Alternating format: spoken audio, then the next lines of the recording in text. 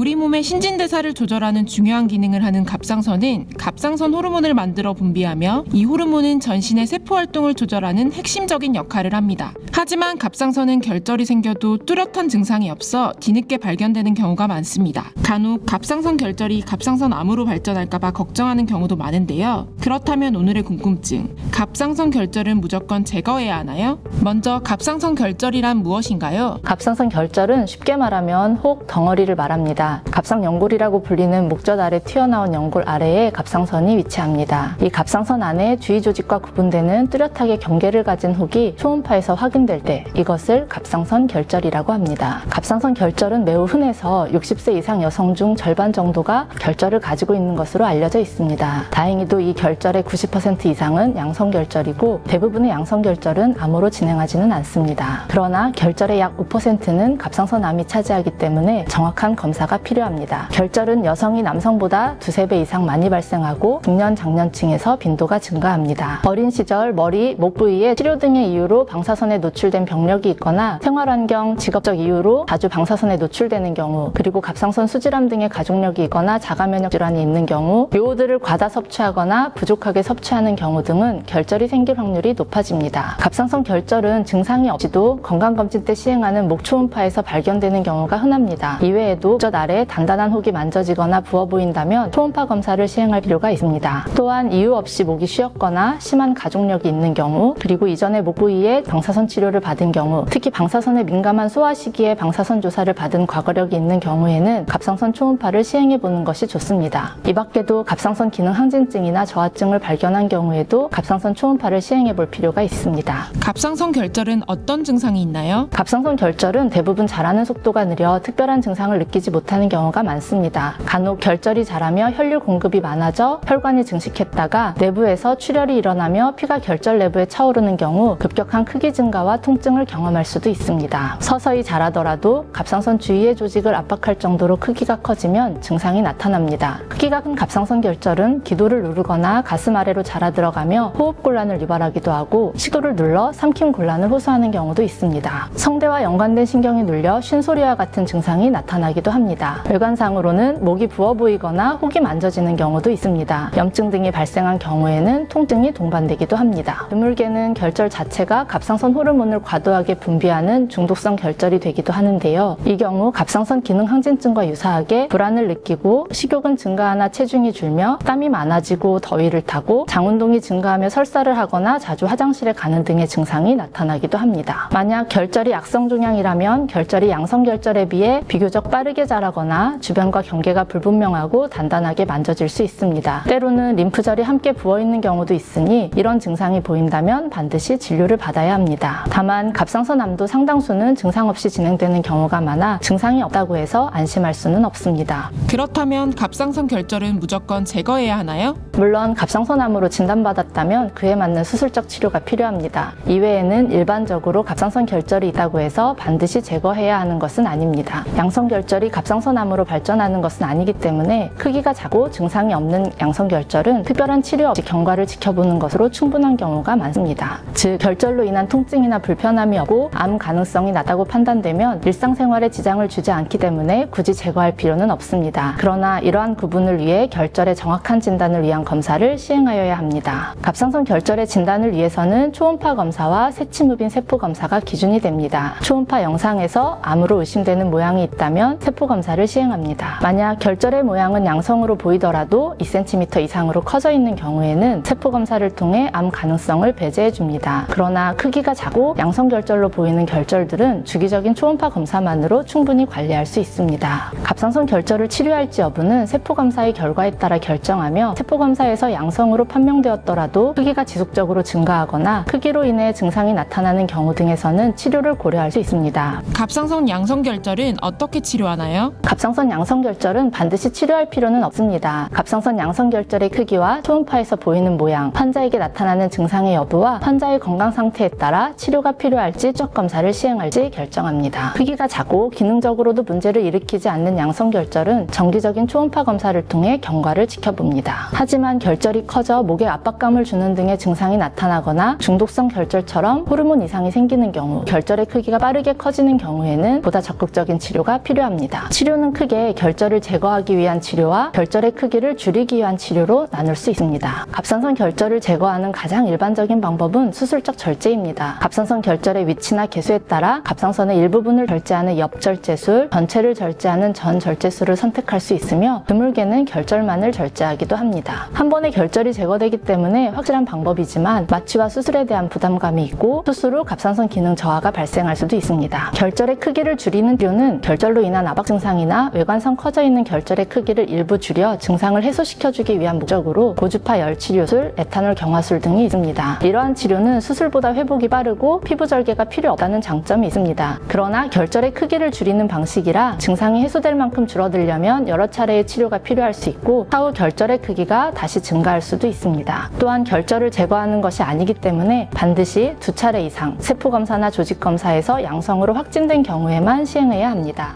갑상선 결절을 예방할 수 있는 방법이 있나요? 갑상선 결절은 복합적인 원인으로 발생합니다. 따라서 갑상선 결절을 완벽히 예방하는 방법은 없습니다. 그러나 건강한 갑상선 기능을 유지하고 결절 발생 위험을 낮추기 위한 생활 습관은 도움이 됩니다. 먼저 요오드 섭취량을 적절하게 유지해야 합니다. 요오드는 갑상선 호르몬 생성에 필수적인 만큼 해조류를 식당 내 적절히 포함시키는 것이 좋습니다. 요오드가 부족하면 갑상선 결절이나 갑상선종이 생기기 쉽습니다. 하지만 한국은 해조류 섭취가 많아 요오드 과잉인 경우가 흔하므로 시가를 통한 일상적인 섭취량보다 지나치게 요오드를 보충하는 것은 피하는 게 좋습니다. 또한 흡연과 과도한 음주는 갑상선 건강을 해칠 수 있으니 가급적 끊는 것이 좋으며 스트레스 또한 갑상선 호르몬 분비에 영향을 미치므로 충분한 수면과 규칙적인 운동, 취미생활 등을 통해 스트레스를 효과적으로 관리하는 것이 중요합니다. 마지막으로 평소 갑상선 이상을 느끼거나 가족력, 과거 갑상선 질환 병력이 있다면 정기적인 갑상선 초음파 검사를 통해 조기 발견하고 예방하는 것이 중요합니다. 아무런 증상이 없더라도 3년에서 5년마다 건강검진을 꾸준히 받아 갑상선을 포함한 우리 몸의 변화를 지속적으로 확인하는 것도 도움이 됩니다. 갑상선 결절은 흔하게 진단되는 질환입니다. 그러나 90%가량이 양성결절이고 증상이 없다면 치료를 필요로 하지 않습니다. 5에서 10%에 해당하는 갑상선암과 종양은 적절한 치료를 필요로 합니다. 따라서 의사와 함께 갑상선 결절의 정확한 진단과 그에 따른 치료 혹은 추적검사 계획을 세우신다면 충분히 갑상선 건강을 지킬 수 있습니다.